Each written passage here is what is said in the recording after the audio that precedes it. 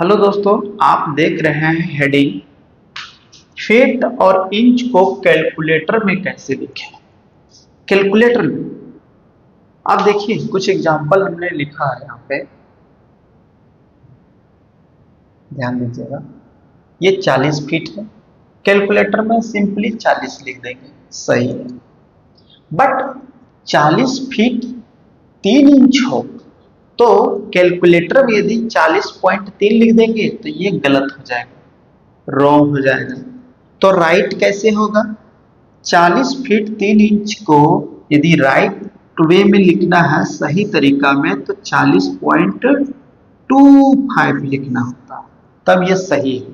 ठीक है, अब ये कैसे 25 आया तो ध्यान दीजिए।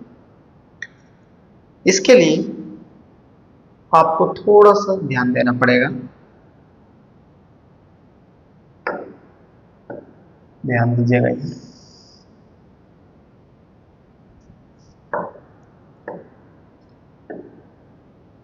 ध्यान से देखिए, जैसे कि 1 इंच लिखा होगा, 2 इस तरह का रहेगा, 2 चुंदी, इसका मतलब ये इंच शो करता है, और 1 चुंदी रहेगा, इसका मतलब ये फीट शो करता है।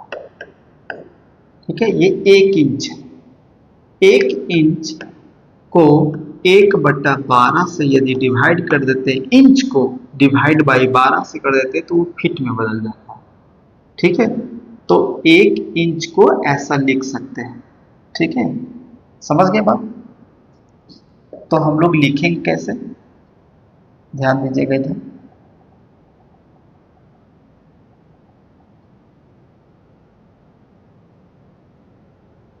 तो 1 इंच को यदि डिवाइड कर दीजिए 12 से तो 0.08 आएगा। ठीक है, उसी प्रकार 2 इंच को यदि आप डिवाइड कर दीजिए 12 से तो 0.16 आएगा। उसी प्रकार यदि 3 इंच को डिवाइड कर देते हैं 12 से तो 0.25। ठीक है, ध्यान दीजिएगा। यदि 4 इंच को डिवाइड कर देते हैं 12 से तो 0.33 आएगा। 5 इंच को यदि डिवाइड करते हैं 12 से तो 0.41 आएगा। 6 इंच को डिवाइड कर देते हैं 12 से तो ये 0.50 आएगा। और 7 इंच को 12 से डिवाइड करने पर 0.58 आएगा। 8 इंच को यदि डिवाइड करते हैं तो 0.66 आता है, और 9 इंच को यदि डिवाइड करते हैं तो 0.75 आता है। और यदि 10 इंच को डिवाइड करते हैं तो 0.83 आता है, और 11 इंच को डिवाइड करते हैं तो ये आपका 0.91 आता है, और 12 इंच को 12 से डिवाइड करेंगे तो 1 आएगा। ध्यान दीजिए, इसको याद कैसे रखना। तो आप यहां से कुछ एक नोट करके देखिएगा।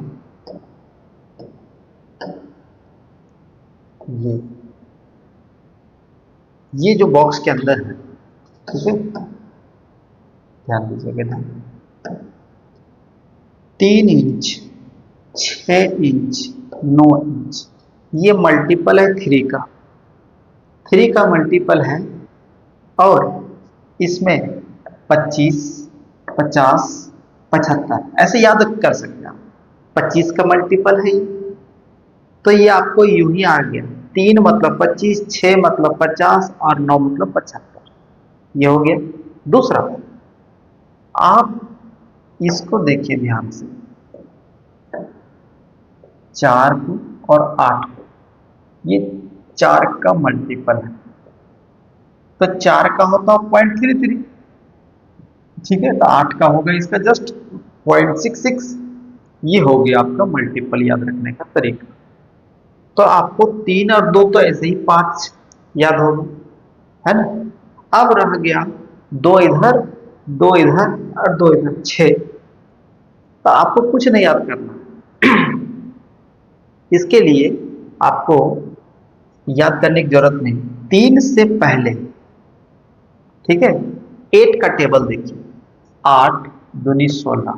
ठीक है, 3 के बाद 8 ही का टेबल पढ़िए, ये आ गया।